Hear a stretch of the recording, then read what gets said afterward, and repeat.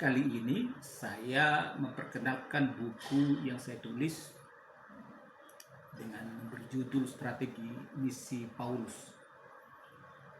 Buku ini bermula dari tesis yang saya kerjakan menyelesaikan studi program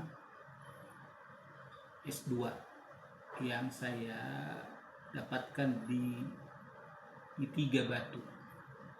Ya, jadi saya tuangkan menjadi buku yang tadinya agak tebal dan kemudian saya buat jadi buku dengan tujuan supaya tesis itu tidak hanya dipajang di rak perpustakaan sekolah, tetapi bisa juga jadi berkat bagi banyak orang. Jadi saya poles, kemudian jadilah buku seperti ini yang berjudul Strategi Misi Paulus. Jadi di buku ini menjelaskan bagaimana Paulus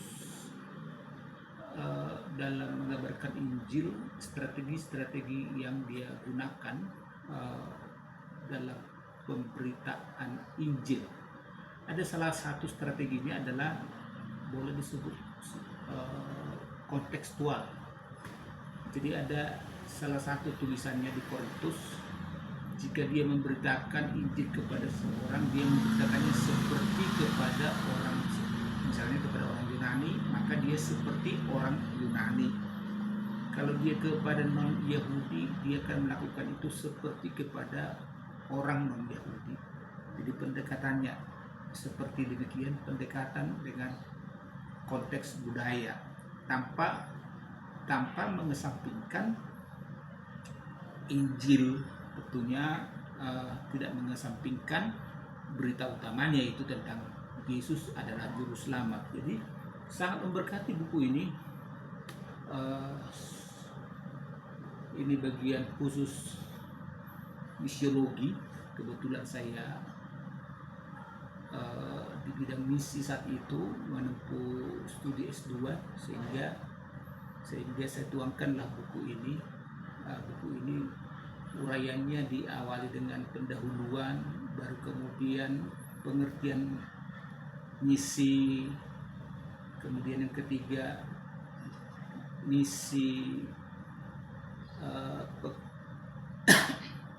misi perkotaan, kemudian pelayanan misi, kemudian berikutnya adalah perjalanan hidup dan pelayanan Rasul Paulus, ya.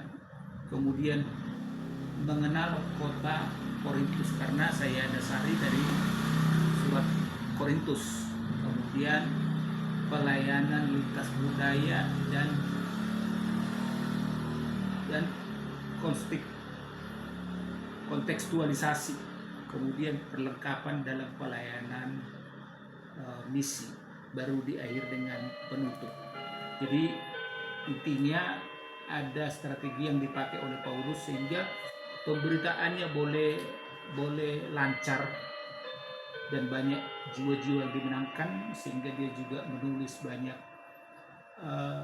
banyak tulisan di Perjanjian Baru, dan bahkan banyak daerah-daerah yang dikunjunginya sampai dia melakukan perjalanan misi sampai 3 kali. Perjalanan misi PI pertama, kedua, ketiga, dan sehingga banyak gereja-gereja berdiri di berbagai tempat. Itu salah satu strategi yang dilakukan oleh Paulus, yaitu kontekstualisasi, sehingga pelayanan beliau Paulus sangat sukses dalam memberitakan kabar baik. Hal yang sama juga dipakai oleh gereja masa kini dalam mewartakan Injil, sehingga Injil diberitakan kepada dunia. Tuhan memberkati. Amin.